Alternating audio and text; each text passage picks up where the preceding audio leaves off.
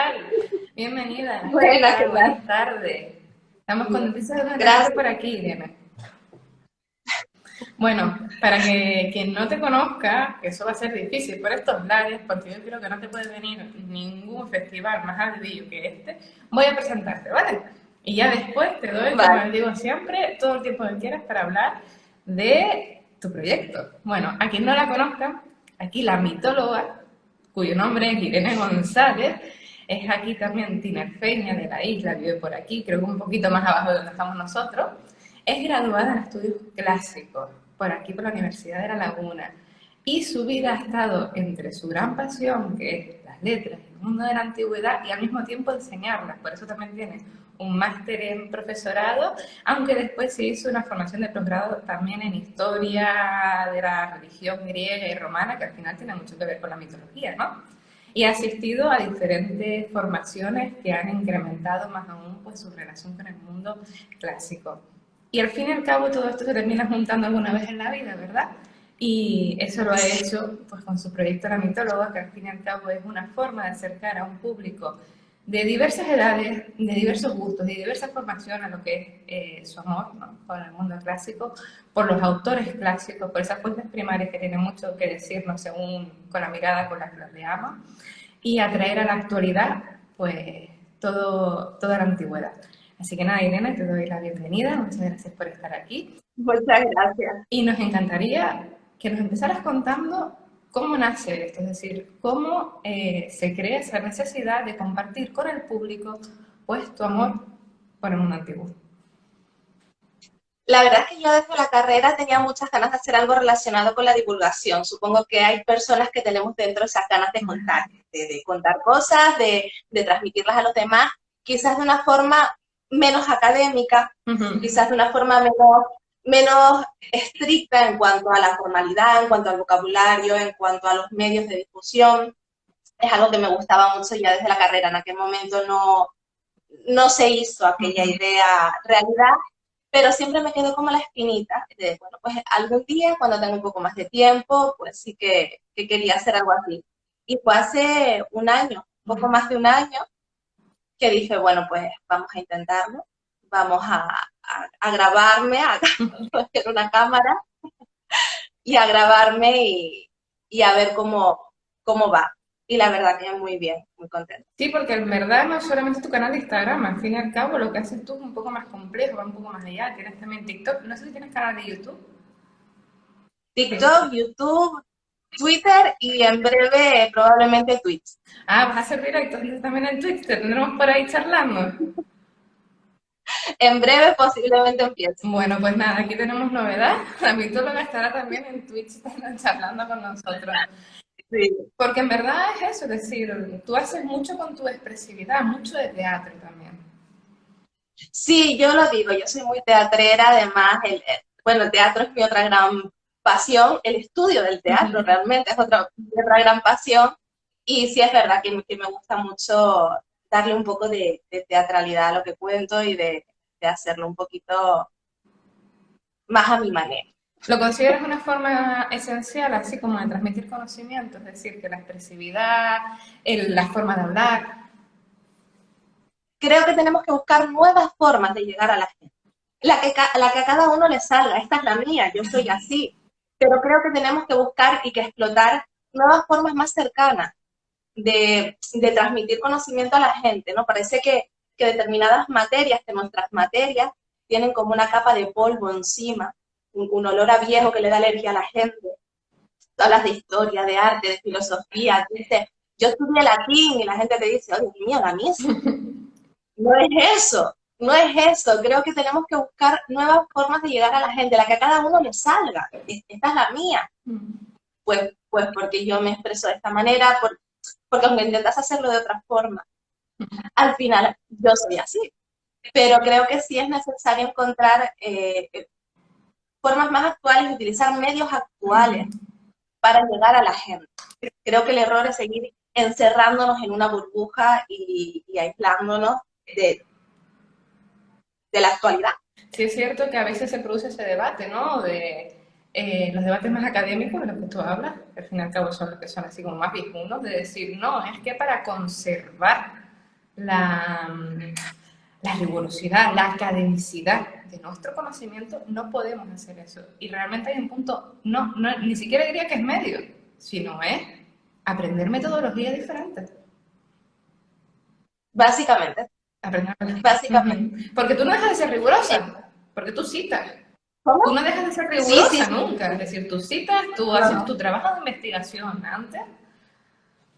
Sí, sí, además me gusta muchísimo utilizar fuentes primarias y cuando alguien me escribe y me dice, ¡ay, un libro de mitos! Yo siempre le digo, pues la Biblioteca Mitológica de Apolodoro, las Metamorfosis de Ovidio, vete a las fuentes primarias, que hay traducciones maravillosas que hoy en día puede manejar cualquiera, quiero decir, no tiene que saber latín y no tienen un vocabulario, una forma de expresión. Hay algunas con una edición crítica maravillosa que te explica todo. Vete a fuentes primarias, que es genial. Y sí, me gusta mucho citar. No, si tienes toda la razón. Es más, tenemos un artículo en Época donde hablamos precisamente de la Odisea y también hablamos sobre que hay muy buenas ediciones que están hechas para todos los públicos, más o menos adaptadas, ¿no? Que son de fácil acceso y que, bueno, que al fin y al cabo, pues tienen un lenguaje bastante común. Sí, sí, o sea, yo lo digo, las metamorfosis de Ovidio hoy en día se leen muy fácil, de verdad que sí, y siempre es mucho mejor, porque el problema que hemos tenido con la transmisión de los mitos, nosotros hablamos de mitología clásica así muy alegremente, mitología clásica, No, y eso es háblanos, ahí. venga, cuéntanos qué es la mitología clásica. Venga. La mitología clásica al final es religión de, no voy a decir un pueblo, voy a decir varios pueblos, ¿vale? Abarca un territorio geográfico y una línea temporal muy grande, y era eso, era su religión, eran sus creencias, y las religiones al final lo que hacen es mostrarnos patrones de conducta correctos e incorrectos, mostrarnos qué puede suceder si vas por el bueno o por el mal camino. Eso era la mitología, pero eso lo hemos perdido.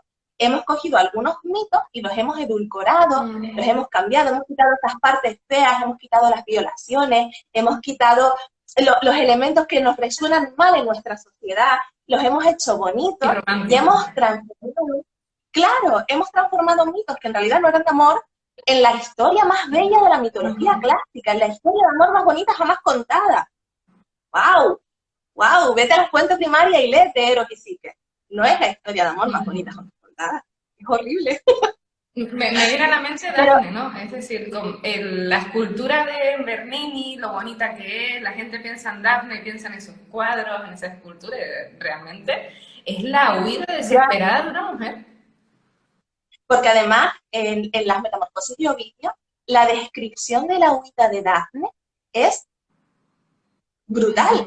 Habla de ella y la compara con un animal huyendo, no sé si dice conejo, liebre, huyendo del perro cazador que va tras ella, y cómo el sentirle tan cerca a ella le provoca más ansias de correr y a él le provoca más ansia de perseguirla. Es aterradora, es aterradora. Yo también en eso hago mucho hincapié, y es que ahí cometemos, creo, inconscientemente un error, y es el de hay cuadros realmente preciosos, hay esculturas preciosas, y nos dejamos envolver por la maravilla de la obra de arte y no nos damos cuenta del horror que está transmitiendo.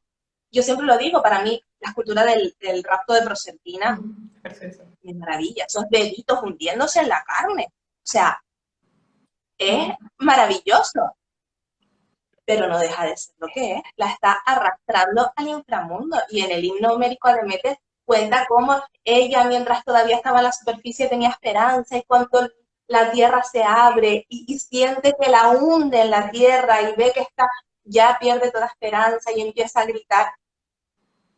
Es aterrador, no deja de ser horrible. Por mucho que la literatura, que la escultura, que la pintura en torno a esas obras sean maravillosas, pero no podemos idealizar, romantizar y quitar del mito lo que nos suena feo y transmitirlo solo como nos dé la gana. Porque entonces nos estamos perdiendo mucha información sobre la cultura en la que nació ese mito. Y como tú me dijiste, es una religión. Es decir, muchas veces nosotros decimos, no, religión son las actuales, y lo de antes eran cuentos que contaba la gente. No. Es decir, para ellos no. Para ellos no, y eso nos explica mucho sobre su cultura. Si lo vamos transformando, y lo vamos contando como nos da la gana, que oye, a mí las reinterpretaciones también me gustan, pero dejando claro lo que son. Si decimos voy a contarte el mito este, tenemos que ser rigurosos porque dentro de ese mito hay mucha información sobre cómo era la sociedad en la que se desarrolló. Y eso nos olvidamos. Se valora más en otras disciplinas, ¿no? Cuando tú hablas de historia, hay que ser riguroso, hay que contar las cosas como son, tenemos fuentes. Los mitos también. Los mitos también tienen fuentes. No vale con entrar en un blog o con entrar, o coger un libro infantil que yo leí cuando era niña y contaba el mito así. Hombre, vamos a ver lo que estamos leyendo, ¿no? Vamos a ver porque sí hay fuentes en la mitología. Bueno, y realmente es que vemos mucho de la mitología, vamos al cine, ¿no? Vemos series y se mezclan ahí mitología con un poco de lírica. Yo, por ejemplo, me viene a la mente la última serie que salió en Netflix, La Canción de Troya, donde cogieron a un actor negro para hacer de Aquiles y se puso el grito en el cielo porque no sé qué, y salían dioses entre medio, pues eso son como nuevas fórmulas que a lo mejor dicen, no, pero es que yo lo vi así, pero bueno. Claro. No, ese que es un tema complicado. También me hace mucha gracia porque hay un compañero que va a participar en la mesa redonda digital, que es Helenismo y Roma, ¿no? Que lo conozco todo por aquí, Ricardo Núñez, que me decía un día, sí, el problema es que muchas veces hablamos tanto de nuestra mitología, que le damos tantas vueltas porque no hablamos de la de otros lugares, ¿no? Sí, pues sí. Pues sí. Te voy a hacer una pregunta con respecto a esto, Irene. ¿Ya? Precisamente, estamos hablando de mitología en el 2021, de una religión antiquísima, ¿no? Que al final son ritos que la gente hacía para responder a las preguntas básicas de dónde vengo, a dónde voy, qué hago aquí, ¿no? Que son las de siempre. ¿Por qué pervive tanto en nuestro mundo moderno? ¿Qué piensas tú? Pervive porque al final precisamente busca responder a preguntas, pienso, que nos seguimos haciendo y que nos seguiremos haciendo siempre porque son preguntas humanas. Son preguntas humanas que no tienes una respuesta única, verdadera y absoluta, sino que llega un momento en la vida en el que yo creo que todos nos hacemos. Eso por un lado. Y por otro, hablando concretamente de nuestra sociedad, porque al final esa sociedad en la que se crearon esos mitos están las bases, o sea, son los cimientos culturales de la nuestra. Entonces, quieras que no, hay mucho de ellos en nosotros. Entonces miramos hacia atrás y nos reconocemos, nos tenemos que reconocer. Entonces yo creo que por eso es importante conocerla bien y no maquillarla ni transformarla. Yo creo que principalmente es eso, porque somos humanos, porque son preguntas humanas, porque son los temas que nos preocupan, nos han preocupado y nos preocuparán. Y bueno, pues... Hay siempre una fascinación. Porque a su manera dieron buenas respuestas. Hay una fascinación por el mundo antiguo y todo lo que ello encerraba, ¿no? Y así es, tú tienes un público enorme, ¿no? De todo tipo, me supongo. Es decir, tú podrás mirar el público que tiene y a la gente le sigue fascinando. Sí, sí, la verdad que sí. Y es genial porque, claro, uno tiende un poco a moverse en sus ambientes y, claro, en mi círculo la gente sabe de mitología, evidentemente, porque son compañeros de carrera o de carreras afines que han tocado ciertos temas y tal, pero luego te sales de ahí y hablas con la gente y realmente no tiene conocimientos y tiene mucha curiosidad. Y resulta muy interesante, resulta siempre como muy jugoso.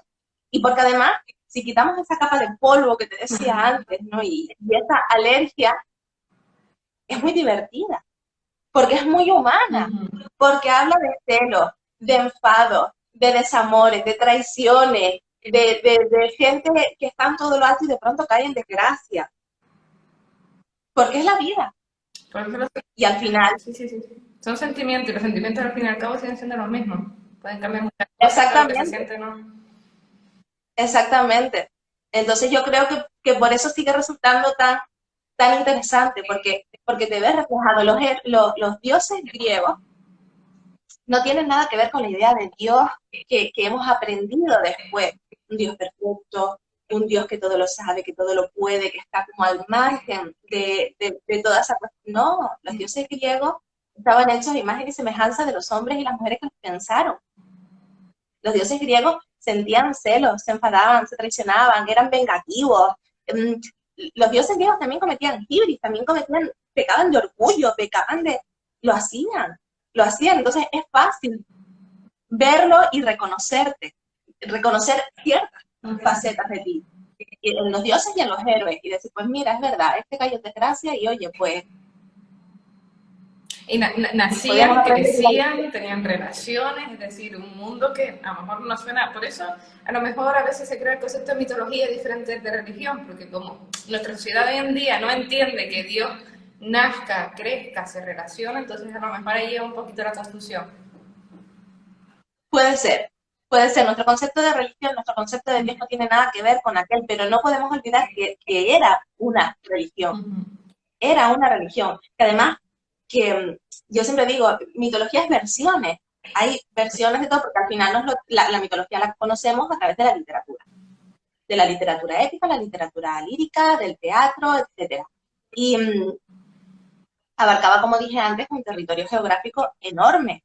Entonces no se daba a lo mejor el mismo valor, aunque el mito general pues el mismo, no se daba el mismo valor a ciertos detalles en un territorio costero, que en un territorio de interior, que en un territorio que lindaba con gente de otro pueblo, o los que tocaban más con los de allá. Entonces, es muy interesante, es tremendamente rico, ofrece mucha información sobre el pueblo en sí mismo. No, no, no, sí, es más, cada uno pedía por lo que necesitaba, porque eran sociedades, para Claro, la gente de aquí que no, a lo mejor que no puesta en el tema, Grecia no era una unidad, sino eran pequeñas ciudades que se autogestionaban a sí mismas, entonces cada una pues rezaba prácticamente por lo que necesitaba y a quienes necesitaban. exactamente. Y daba prioridad a una cuestión o a otra, a unos ritos a otros. Había muchos matices, es muy rico y es muy difícil conocerlo. Todavía a veces me viene la gente y me escriben y me dice, no, quiero saber todo sobre la diosa Atenea. Uy,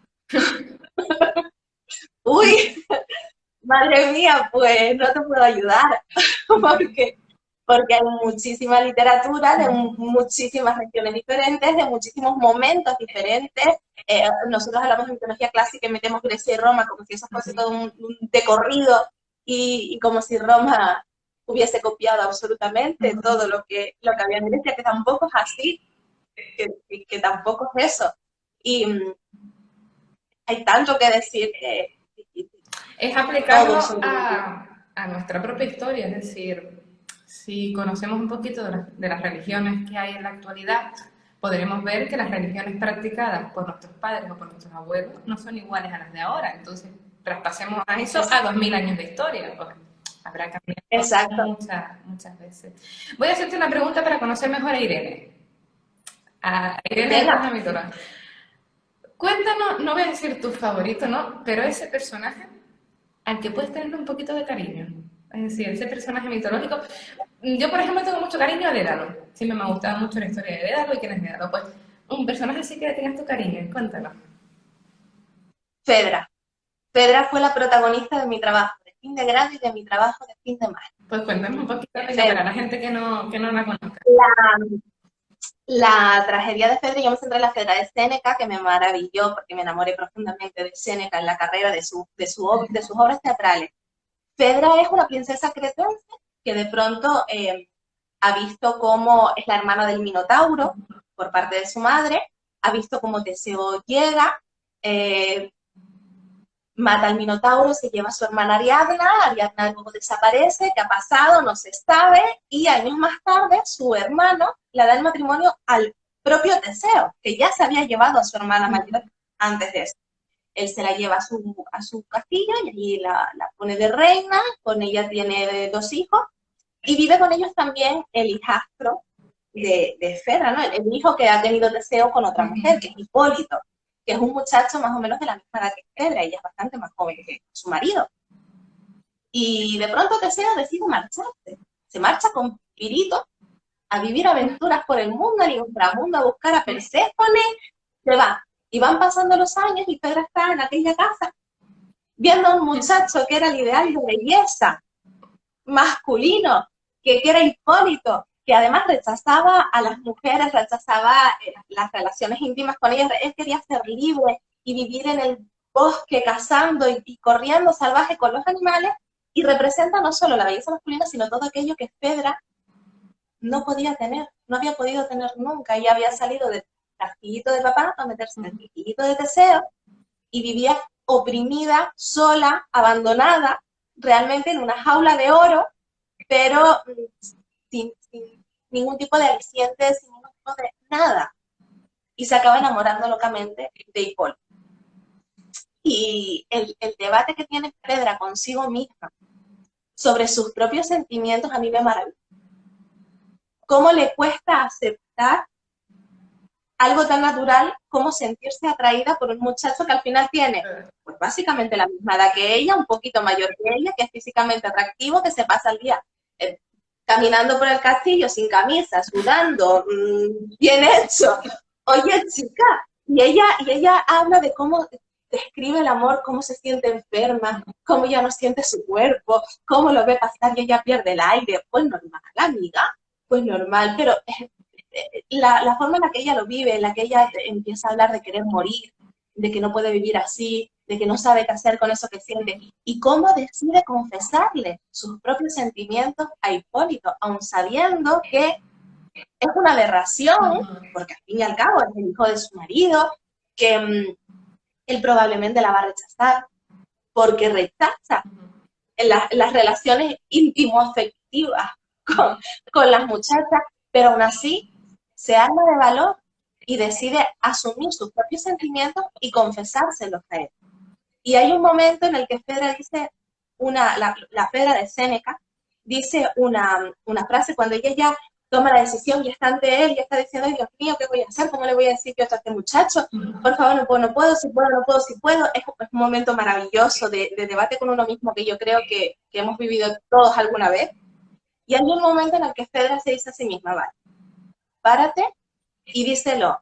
Pero, lo voy a decir primero en latín, dice, qui timide rogat docet negare, que viene a decir algo así como, quien pide las cosas con timidez, quien ruega chiquitito, enseña al otro a negar. Cuando tú vas apocadito y chiquitito y no crees en tus propios sentimientos, invitas al otro a decirte que no, invitas al otro a ver tus sentimientos chiquititos. Entonces ella ahí se hace grande y se hace fuerte a sus sentimientos y dice, son los que tengo y te los voy a contar con toda la grandeza con las que yo los siento. Y a mí eso me pareció maravilloso. Me has dejado extenuada. Qué bonito, qué humano, ¿no? Es decir, Es qué maravilloso. empático. Pedro es maravilloso.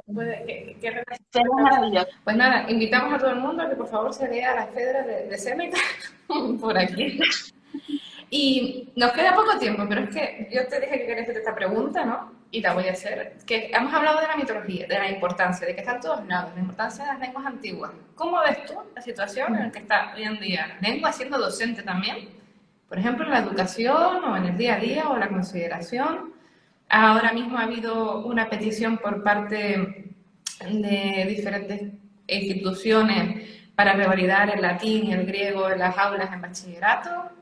¿Cómo consideras? Sí.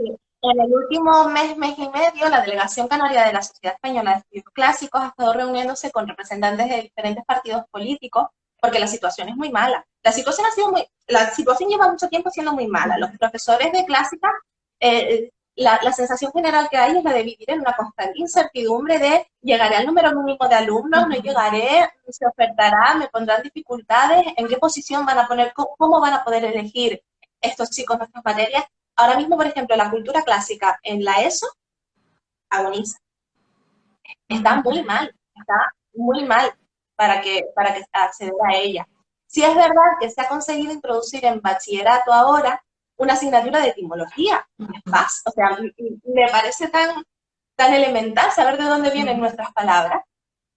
Es maravilloso, pero sí es verdad que está complicada, está muy complicada y es necesario seguir haciendo presión y seguir luchando. Yo invito a todo el mundo a seguir, pues eso, la página de la Delegación Canaria de la SEC, de la Sociedad Española de Estudios Clásicos, va publicando ahí todas las noticias, todo lo que va consiguiendo ahora mismo y llevan un mes y medio haciendo un trabajo impresionante para conseguir mejorar un poquito la situación de las asignaturas aquí, porque sí es verdad que se complica, ¿no?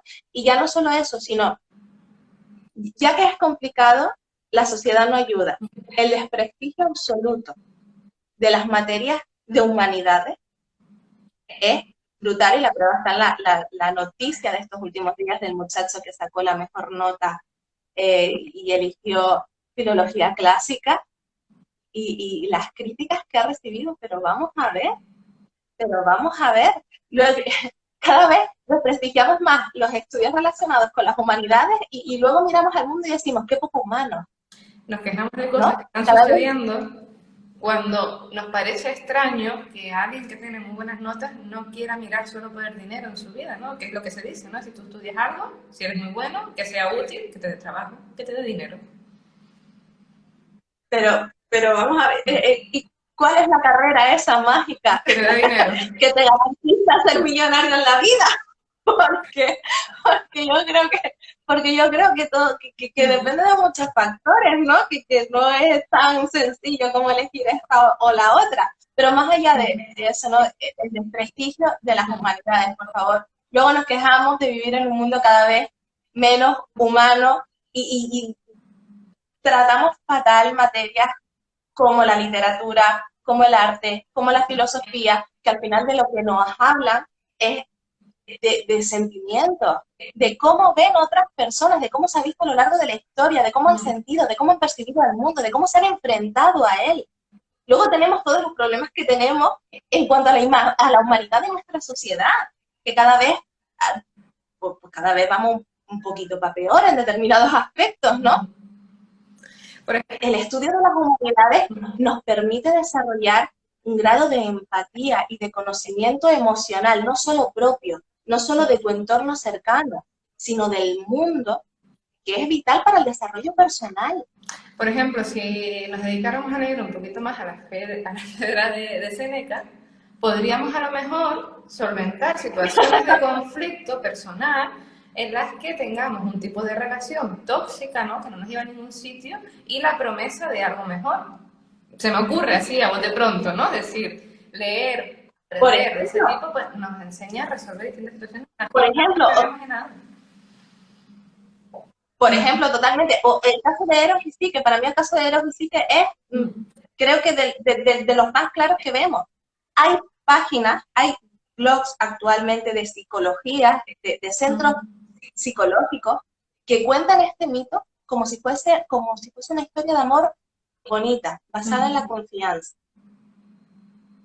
El momento en el que Eros y Psique se conocen es ella, que ha sido metida en un palacio donde no hay nadie, la acuestan de noche en una cama y a oscuras viene un señor que dice que es su marido y se acuesta con ella.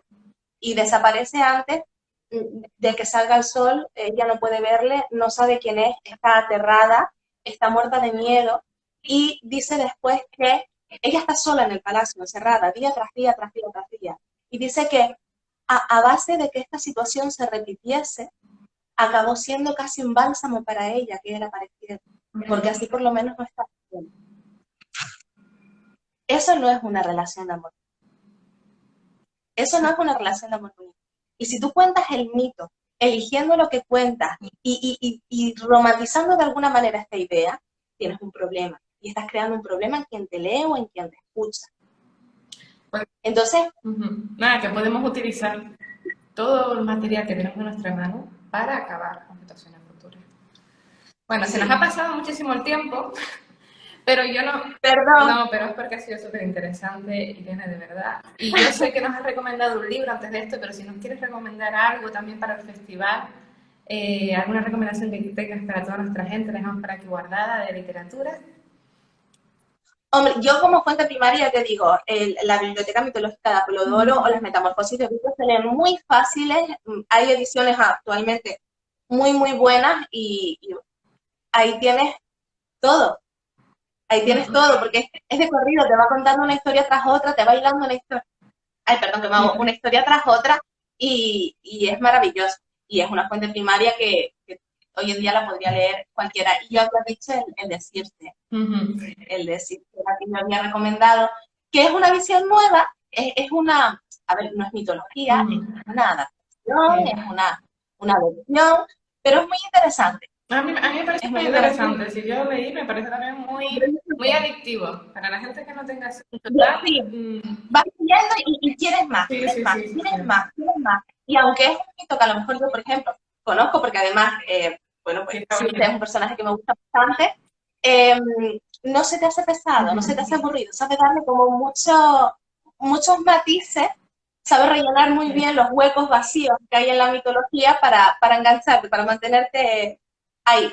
Está muy Lo interesante. subiremos ahora todo cuando tengamos el directo. Irene, darte muchísimas las gracias por estar aquí, ha sido fascinante. Querríamos tenerte 3, 4 horas hablando de mitos, de verdad, porque es interesante. Esperemos tenerte por aquí, por el Festival Físico, la semana que viene. Sí, Y claro. nada, darte muchísimas las gracias a ti, a la gente que ha estado aquí, que ha estado participando, que de verdad que os habéis colmado. No he leído nada. Pues han No he estado, leído. ojalá puedas leerlo, porque han estado por aquí 100% metidos, en parte gracias a ti, por supuesto, porque eres una Ay, no excelente le... narradora y claro, pues invitas mucho a la gente. Un Gracias. besazo, muchas gracias a ti y a todos los que estéis ahí también, ¿vale? Sí. Gracias, muchas gracias a ustedes por invitarme y a todo el mundo que no los he leído, pero que gracias. Nada, buena tarde a todos y nos vemos el próximo miércoles. Venga, chaito. Bueno, hasta luego. Adiós.